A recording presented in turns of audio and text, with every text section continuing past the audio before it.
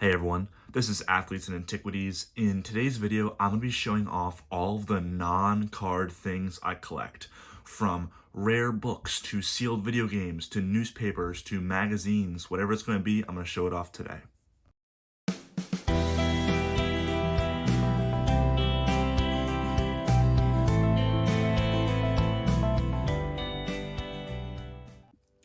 So before I start, I just want to talk about the elephant in the room. Today's visuals and audio will be very horrible because all of the lighting I have and my setup is all geared to me just having my little tripod on my desk so I can show cards up close. But for this video, I've zoomed out to show off some much larger items, and the stand I'm using, because normally I use my desk, the stand I have my little tripod on is very ratchet. I have a stool with Charizard UPCs and a regular other box stacked on it, so I'm putting those Charizard UPCs to good work to make my little stand here. But so I just want to show off things that maybe it's not on people's radar. If you guys, I know this is a card collecting channel, so if you aren't interested in things that aren't cards, I understand. But if you just want to see some things that maybe a little bit unorthodox, maybe either spur your own collecting, or just maybe if you already collect this stuff, let me know. But I just want to show you guys some more random stuff because I collect anything and everything. It's kind of a problem, but some of it's pretty interesting, what I think it is. So I just want to show it off. So the first thing I want to talk about is old books. And when I say old books, it's very rare. It's very rare that I'll pick one up.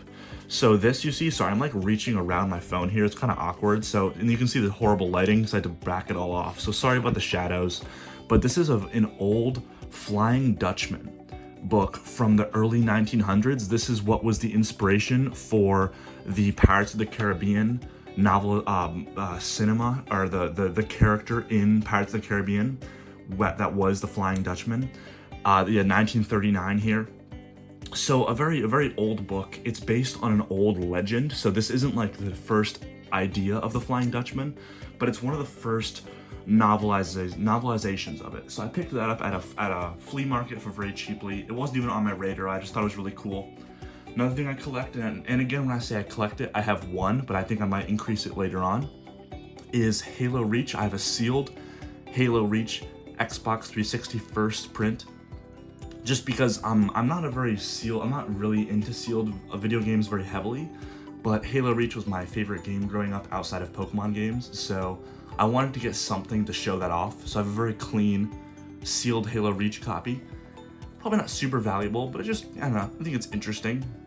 Sorry if my audio is bad too. Normally I sit behind my desk, so it's like very calm, but I'm standing over it, so it's kind of awkward. So another thing I collect is terrible towels. I'm a Pittsburgh Steelers fan. This is gonna be really hard to show off, but I collect terrible towels from Super Bowls. So this is a Super Bowl terrible towel from Super Bowl 40, and I have another one from 2009, 43. So every time the Steelers win a Super Bowl, I try and get a terrible towel from that game just to show it off. So another very niche thing I collect. This one is very far out there. It's old. It's like the old art that goes in front of music sheets. So now music's all digital, but they used to have, you would buy like a book that has music sheets on it. And all the art on the front of the music sheet was always very interesting. This one, I don't know where I'm going, but I'm on my way. This is from, I think, 1920. And this one is just a woman at a piano. I don't know much about music at all. I have no knowledge of these songs or anything. This one's like music for lovers, but I just love the art. 1906, you can see at the top here. So these are very old, very hard to come by, but they're also not very expensive. So you can get really beautiful art from 100 years ago for very cheap. Those were like a few dollars each. This is old signage I collect. This is an old bread company that featured like a masked horseman or something. I don't know much about the bread company, but this was also a flea market / antique store find that I just never really wanted to have. So great art. It's hard to show off here, but it's metal. If you can hear that, it's rusting a little bit. It's kind of poor condition. It's kind of flaking off, but really great patina on it. It's an American Pickers kind of style thing. So there's that. And one thing that I have a lot of is old magazines. So sorry if I'm like out of breath. I'm like squatting over the phone. it's kind of awkward here. So this is a magazine from 1915, Literary Digest. This is when women gained the right to vote. This is actually going to be a Christmas gift for my sister, because I try and get gifts that like my sister is very into like civil rights and stuff like that. So I think my sister would love this. This is a gift for her. I doubt she's gonna see this video, so I don't think it'll spoil it. But I'm saying Christmas gift because I'm recording this before Christmas, but you're gonna get this after Christmas because I have a backlog of videos.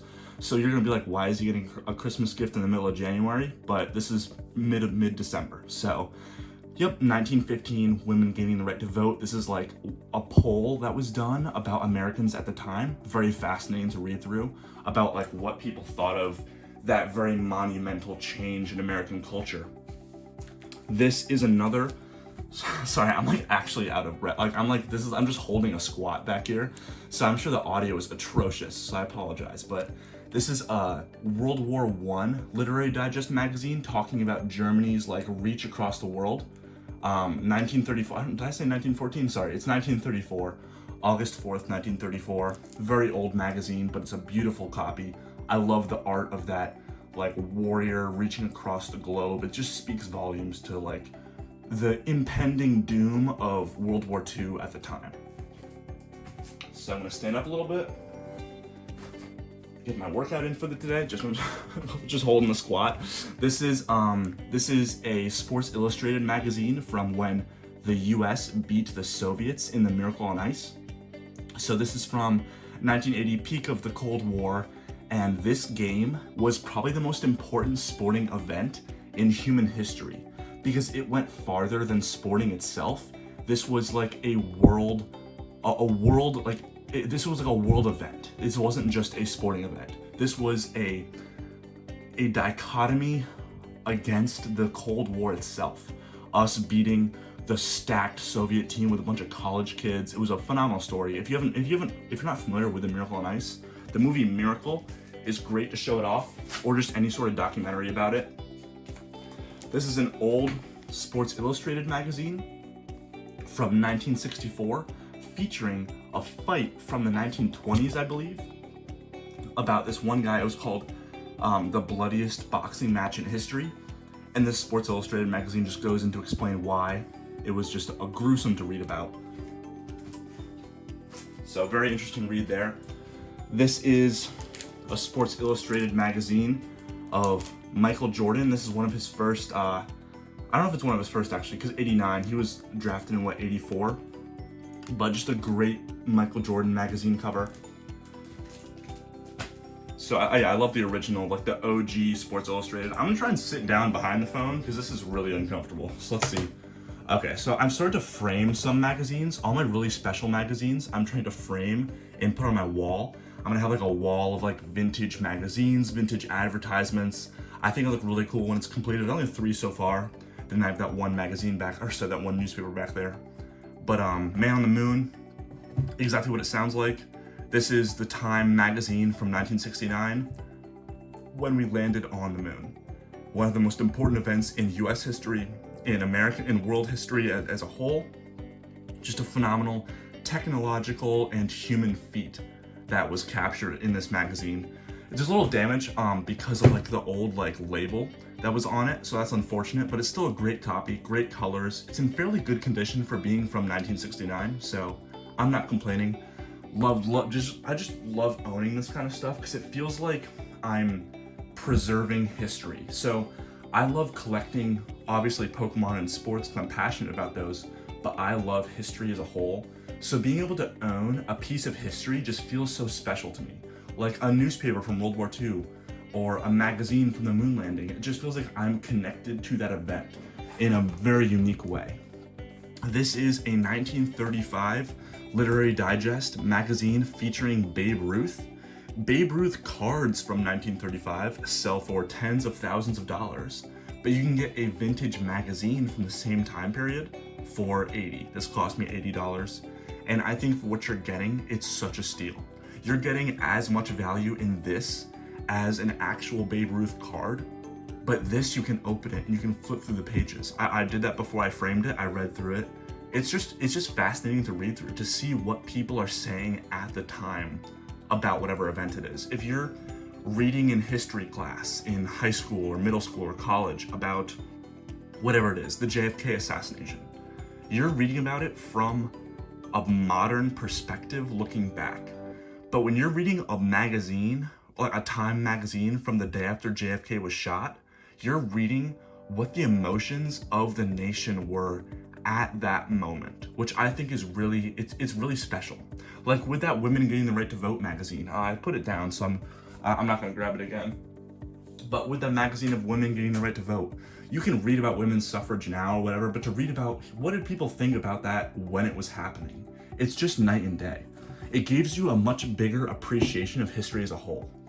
This is a beautiful magazine of Muhammad Ali when he fought Sonny Liston in 1965. This was like a promotional Sports Illustrated cover, but look at the colors.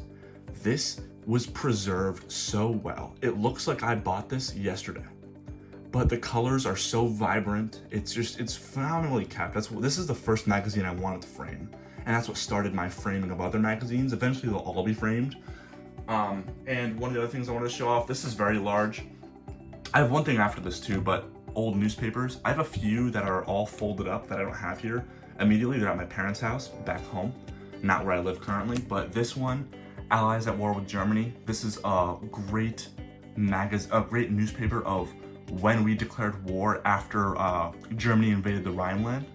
And all the little stories in here are all related to that, and reading through it is it's just special to be able to have that, and like it's almost like a time capsule. The last two things I want to show are sports related, and I also collect some vintage sports memorabilia. So this is really awkward to hold, so this is going to look horrible on screen, but this is a vintage baseball bat from 1920s. It's hard to actually pinpoint where, or like what time period, but based on the age of the wood and the company, it's estimated by myself and the history buff that I bought it from to be about from 1920. So this company from Brunswick, New Jersey stopped making baseball bats around that time. So that's about the latest this bat could have been made from. So very old bat, it's 100 years old. And to accompany it, this is really cool. I have a baseball mitt from this is from like the 50s, the 40s or 50s, a bit later. This is harder to pinpoint because this company was around for a while. But this player, it's like Morris Anarch or something is what's stamped in there. He stopped playing baseball in 1945. So this Morris guy, who I guess was famous at the time, and they made gloves with his name on it so kids could like own his glove or whatever. He stopped playing in 1945. So I'm estimating that's about when this glove is from. But just the age of the leather, not really a patina. Patina is more for like metal and stuff, but just all the history in every single crease of this leather glove. It's just fascinating to me. This kind of stuff I could just stare at all day. Like, it's not valuable. This is worth maybe 50 or 60 bucks, but it like personally, like emotionally, it feels like it belongs in a museum. So that was a quick video just to show off a lot of the things I collect, a lot of the non-conventional things. So this serves two different points. The first point is I want to talk about things that I normally don't talk about in this channel. So I talk about a lot of Pokemon, so I know a lot of people come to this channel for Pokemon, but I have other interests too that I'm passionate about. So any excuse I have to show off those other interests, I'll do so. So let me know, do you like this kind of thing? Do you only want this channel to be Pokemon? I'm completely okay with that. But do you want me to occasionally delve into these other topics as well? And also, what do you collect? So if you just collect cards, that's totally fine. That's awesome with me. I collect lots of cards. But if you collect other things that maybe you don't really have an outlet to talk about, just let me know in the comments. Maybe we can build a little community around that. So if you collect action figures or comics or graded cards or newspapers or stamps or coins, whatever you collect, just let me know in the comments, because I think if this channel gets bigger, it doesn't have to, but if it does happen to get bigger, I think I want to make a Discord with different channels in it for just whatever you want to collect. So if you join my Discord, I'm not gonna make it yet because it's kind of a small, it's kind of a very small environment right now, but if this channel does get bigger, I plan on making a Discord, and you'd be able to come up to me and say, hey, I'm really into newspapers. Can you make a channel dedicated to newspapers? And I would do that.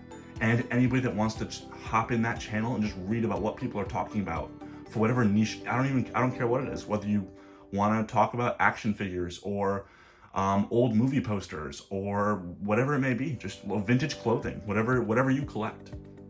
Let me know about it, and I want to build a community that supports all collecting. Because while Pokemon is my priority, sports cards are my priority, all collecting should be looked at in a good light, because we're all weird in our own way. So don't like think one thing to collect is weirder than something else. If you collect whatever those little like action figure things, what are those called? Those like it's like a bobblehead kind of thing in a little box, whatever. I'm blanking, but whatever it may be, just if you collect it, just talk about it, and maybe we can build something that kind of allows all of those kinds of hobbies to really come together and just enjoy collecting as a whole. So let me know what you think about this video. Do you like it? Do you dislike it? I have thick skin. If you're like, hey, that was dumb, just stick to cards, let me know. But yeah, I just want to hear what you have to say about that. So thanks. Bye.